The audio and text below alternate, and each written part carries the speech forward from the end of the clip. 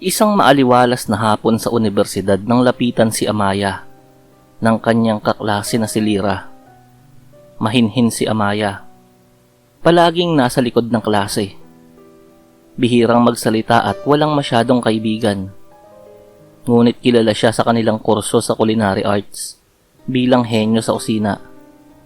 Kahit ang kanilang mga guro ay napapahanga sa kakaibang linamnam ng kanyang mga putahe.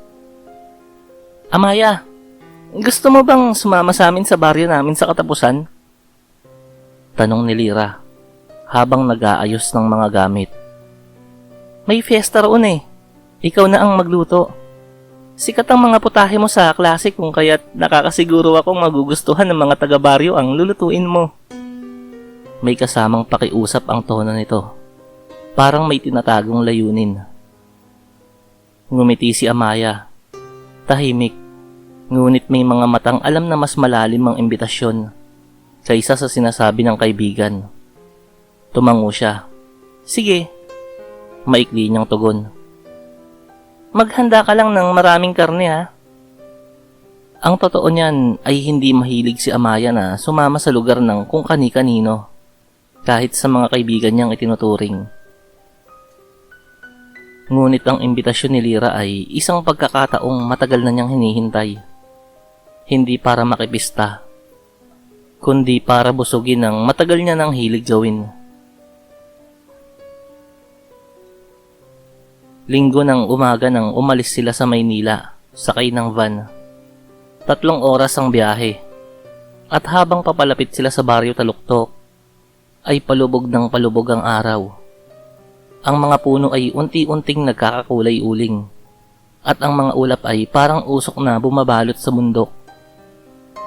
Tahimik dito sa inyo ah, puna ni Amaya habang bumabaybay sa masukal na daan. Oo, sagot ni Lyra. Dito, simple ang buhay. Walang masyadong ingay. Wala ring masyadong bisita. Pagkarating nila, sinalubong sila ng mga taga roon. Matatandang naangiti pero walang mga kilay.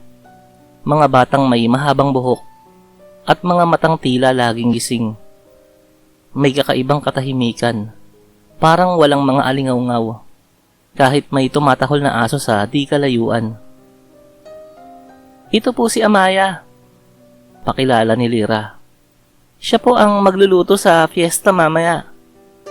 Tumangulang ang mga matatanda. Isa sa kanila ay lumapit. Isang matandang babae na may bungi-bunging ngipin na nakikita kapag ngumingiti yun. Salamat sa pagpunta, iha.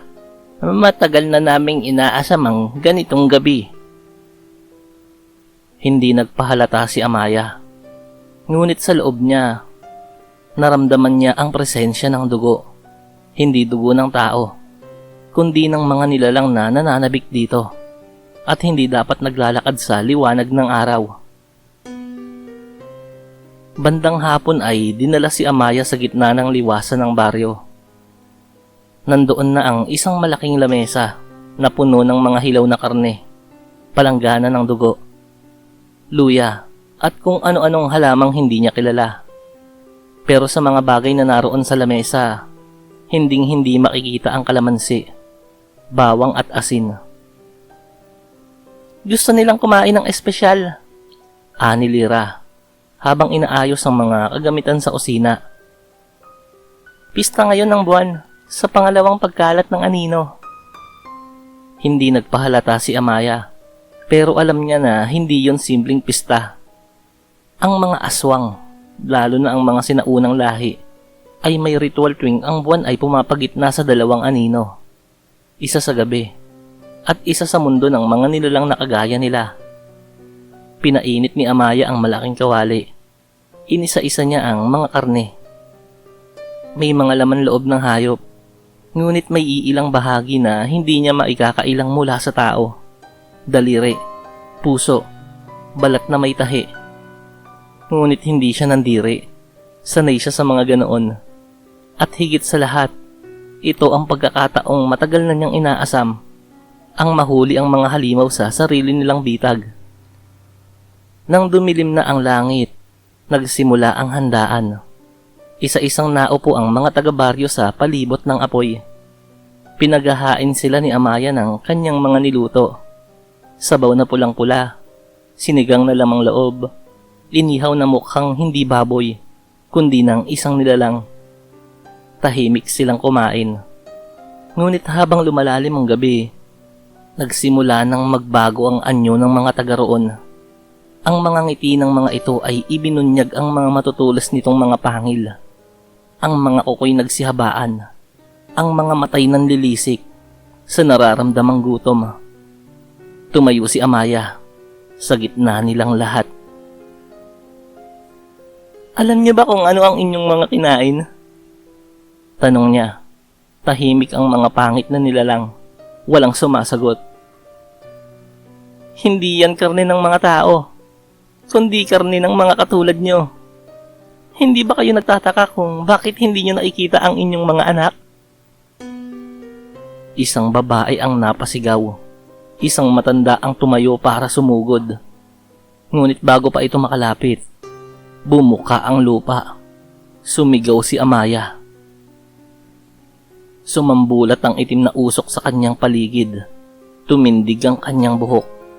Tila may sariling buhay. Pumula ang kanyang mga mata at ang kanyang balat ay nagbago ng kulay. Maitim na parang sunog na kahoy, makintab na parang bakal. "Ako si Amaya, huling anak ng Mangkangil. Hindi ako kumakain ng tao. Kumakain ako ng mga aswang." Isa-isa niyang nilundag ang mga nilalang. Wala siyang gamit kundi ang sariling katawan. Matutulis ng kuko. Pangil na parang pinatulis na ng pananabik sa laman ng aswang. Isa-isang tumumba ang mga halimaw. Ang mga palahaw ay umalingaw-ngaw sa kabundukan. Nagmistulang pulang ulan ng liwasan. Ang mga lamesa ay natumba. Ang mga bato'y nabahira ng dugo. Hanggang sa wala nang natira kundi si Amaya. Hinihingal sa gitna ng mga nakahandusay na bangkay. Naiwan si Lira sa tabi. Nanginginig. Hindi siya maagalaw. Hindi siya makapaniwala. Lahat ng kasamahan niya sa baryo, pinatay ng isang akala nila'y tao na kanilang dapat bibiktimahin. Nabaligtad ang mga pangyayari. Wala nang natirang buhay kundi siya. Lumapit si Amaya. Marahan pero matalim ang tingin. "Bakit mo ako dinala rito?" Akala ko..." Nanginginig si Lira. "Akala ko mahina ka eh. Akala ko isang ang tao na aming pagkain. Pero nagkamali ako. Isa ka rin palang aswang na agaya namin. Magtulungan tayo, Amaya. Bumuo ulit tayo ng baryo ng mga aswang. Tayo ang magiging pinakamakapangyarihan at kinatatakutan." "Hindi ako kagaya nyo." Galit na tinig ni Amaya. At sa isang iglap, hinugot niya ang kutsilyong ginamit sa pagluluto. Pinutol niya ang kanang kamay ni Lira. Sumigaw yon, ngunit wala ring nagawa. Walang ibang makakarinig sa kanyang mga pagtangis. Walang kapwa niya aswang ang makapagliligtas sa kanya sa mga oras na yon. Pagkatapos ay hinila ni Amaya ang dila nito at nilaslas. Kinain yun ng buong buo. "Hindi mo na kailangang magsalita. Hindi mo na kailangang manghikayat. Bubuhayin pa rin kita.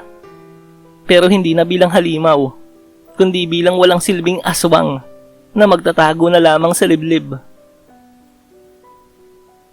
Itinali ni Amaya si Lira sa poste sa gitna ng liwasan. Isinulat niya sa pader ng lumang bahay. Dito sa baryo Taluktok, minsang nanirahan ng mga aswang. Pinatay sila ng isa pang halimaw na mas malupit. Itinirang buhay ang isa para may matuto. Tumindig si Amaya. Iniwan ang kaawa-awang nilalang na dating mapagkunwari at mapangloko.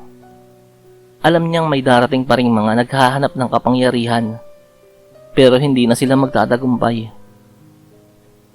Habang papalayo si Amaya sa baryo, nasunog ang mga bangkay sa kanyang likuran. Ang langit ay tila sumasang-ayon.